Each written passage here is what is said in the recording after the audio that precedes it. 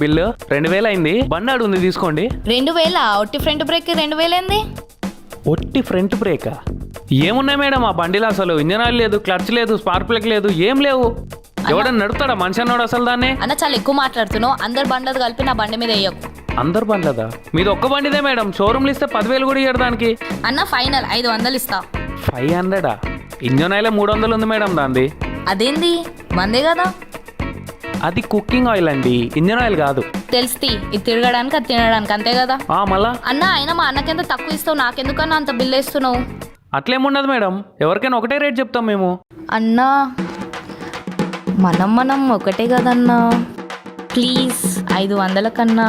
ఆ బండికి ఎన్ని చేసిన అనుకున్నారు మేడం దానికి? ఆయన ప్రతిసారి నీకే ఇస్తే కదా అన్న. 500 అన్న ప్లీజ్. అన్న ప్లీజ్ అన్న, ప్లీజ్ ప్లీజ్ ప్లీజ్ 500 అన్న ప్లీజ్ అన్న. సరే సరే వదలండి. సరే తీసుకోండి. ఏందే అందరి దగ్గర బేరం చేసి ఇక్కడ చేయలేదు? వీళ్ళు భూమిని నీరుని నమ్ముకున్నోళ్ళరా. వీళ్ళని అవెప్పుడు మోసం చేస్తాయో తెలీదు. అసలు వీళ్ళ కష్టమే వేరురా. వీళ్ళు పంటలను ప్రేమించి పైసలు తగలబెట్టి ఎరువులు వేసి చివరికి చేతికొచ్చిన ధాన్యాన్ని అమ్ముకుందామని వస్తే కర్మ కాలి మార్కెట్ వాల్యూ సంక నాకి పడిపోతే వీళ్ళ బాధ ఎవరికిరా చెప్పుకునేది? అందరం వినేటోళ్ళమే కానీ ఆర్చేది లేదు, తీర్చేది లేదు. అసలు రైతులంటూ ఉండాల్సింది గౌరవం, జాలి కాదు. వీళ్ళకి కష్టపడి బ్రతకడం తెలుసు కానీ మోసం చేయడం రాదురా. రైతుల దగ్గర నుంచి కూరగాయలు అమ్ముకున్న వాళ్ళ దగ్గర దాకా కోషిష్ చేయడం కరెక్ట్ కాదనిపించింది. కానీ అదే ఇవే కూరగాయలు మాటలు పెడితే స్టిక్కర్లు పెట్టి అంతగిస్తే మనం ఉంటాం కదా అవి సిగ్గు లేకుండా. Hey hi. హాయ్. వెళ్తున్నావా అప్పుడే?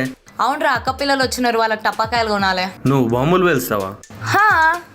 అది నువ్వు ఎంకరేజ్ చేస్తావా వాళ్ళు వేలుస్తుంటే? హారిక, కొంచెమైనా సెన్స్ ఉందా?